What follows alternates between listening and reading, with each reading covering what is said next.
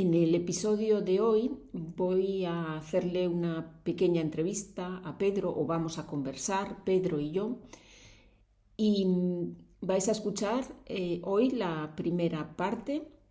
Es una conversación espontánea, natural. Eso significa que vais a escuchar repeticiones, que vais a escuchar muletillas, Füllwörter, ¿no? Hablamos como se habla de forma natural, no es un texto leído.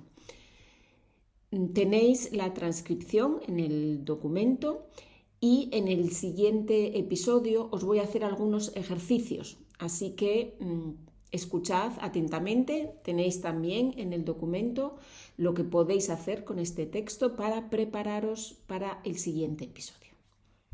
Allá vamos. Buenos días. Buenos días, Pedro. ¿Qué Muy tal? buenos ¿Cómo días, estás? muy buenos días. Aquí estamos, muy bien, disfrutando del buen tiempo en diciembre. Bueno, la primera persona que escucho hablar del buen tiempo en diciembre. Sí, era un poco irónico, pero sí.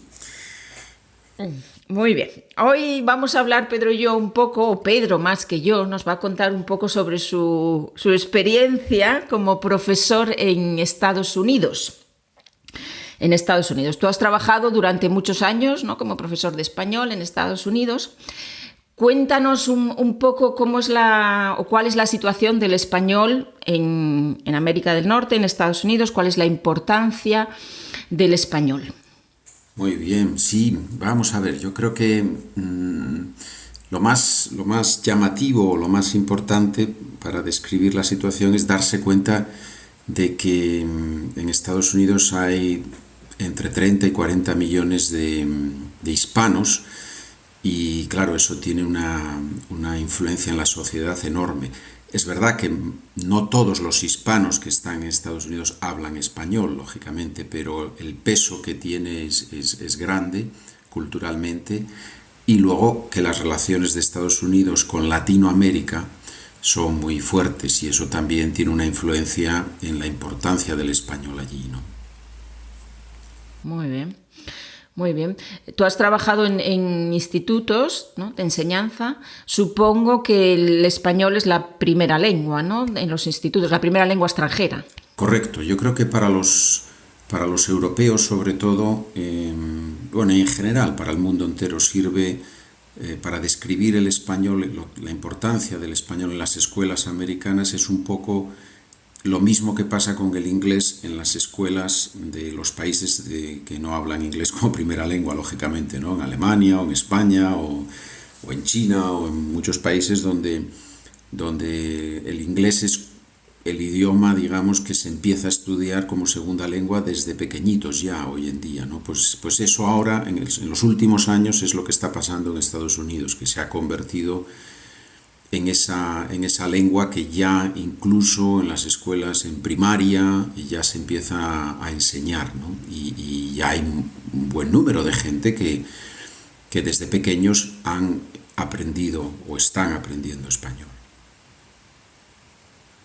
Muy bien. Muy bien. Si yo digo, por ejemplo, cierra el window que está reinando, puede sonar un poco rara la frase, ¿no?, la oración. Ajá. Y aquí vemos, en esa oración, vemos un fenómeno que se está dando cada vez más, ¿no?, que es el del Spanglish, no sé muy bien cómo se pronuncia realmente. En español diríamos Spanglish, ¿no? Sería la pronunciación española.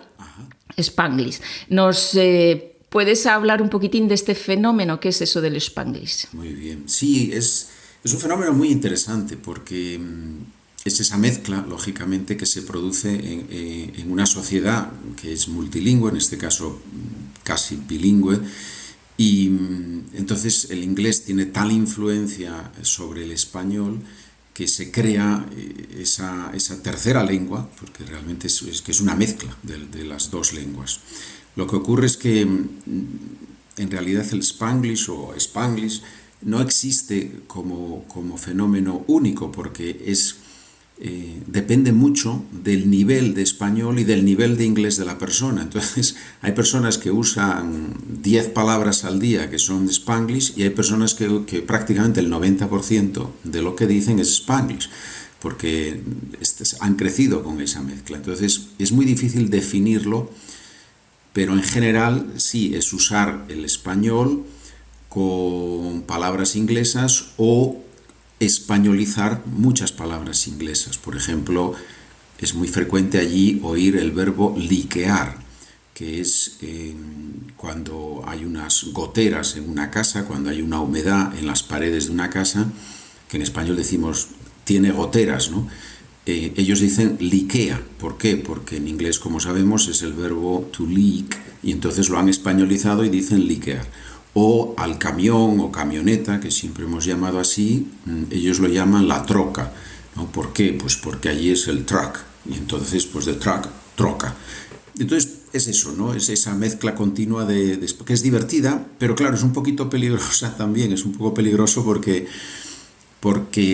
de alguna forma el español se destruye o se convierte en otra cosa, y para los que hemos crecido con el español como lengua materna, sí, te ríes, pero también pierde un poco la belleza de la lengua. Pero bueno, es un fenómeno, se produce y hay que aceptarlo, me parece.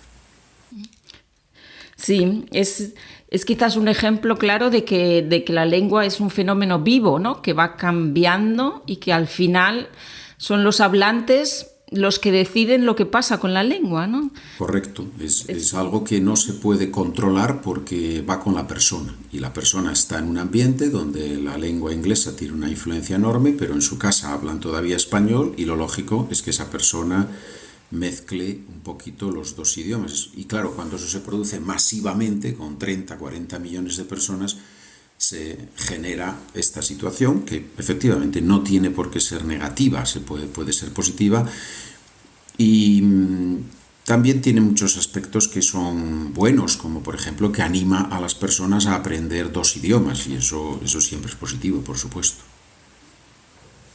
Sí.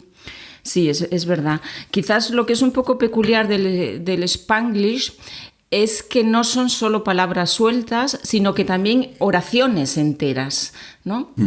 Como por ejemplo, bueno, la que yo leí antes de cierra el window, que está reinando, ¿no? Es esa mezcla en oraciones largas, porque la influencia de vocabulario sucede en todas las lenguas, ¿no? Hay extranjerismos, hay palabras de otras lenguas, sobre todo el inglés. En el español de España también utilizamos, ¿no? Googlear a veces para buscar en Google, o también está el fenómeno que se da en Alemania, ¿no? Entre lo que se llama el alemañol, que, hombre, no es comparable al Spanglish, porque son más palabras, pero es verdad que existe también, ¿no? Yo misma he utilizado a veces expresiones como, por ejemplo, tengo que ameldearme en el ayuntamiento. Correcto. No, porque es más fácil a veces que explicarlo en español. A veces en español no tenemos una palabra tan precisa, ¿no? O Feierabend, ¿no? Es una palabra en alemán que en español es complicada de traducir. Entonces simplemente dices, ya tienes Feierabend, ¿no? Ya tienes Feierabend en la lengua coloquial. No es comparable con el Spanglish, pero bueno, es un fenómeno que en otra medida, ¿no? Se da también en otros lugares. Es verdad. Se produce en otros países o también en situaciones de frontera, ¿no? Donde hay dos países con dos lenguas distintas y la gente que vive cerca de la frontera reciben influencia de la otra lengua. Pero tienes razón, allí el Spanglish realmente es... Por eso dicen que es ya una tercera lengua, porque se ha desarrollado tanto. El problema es ese, lo que mencionaba un poco antes, que aunque se construyen frases enteras que son Spanglish, pero no hay una gramática, porque es imposible, porque depende mucho del nivel de la persona en las dos lenguas, y eso es lo que lo hace muy complicado digamos, de estructurar o de fijar. Pero ya hay libros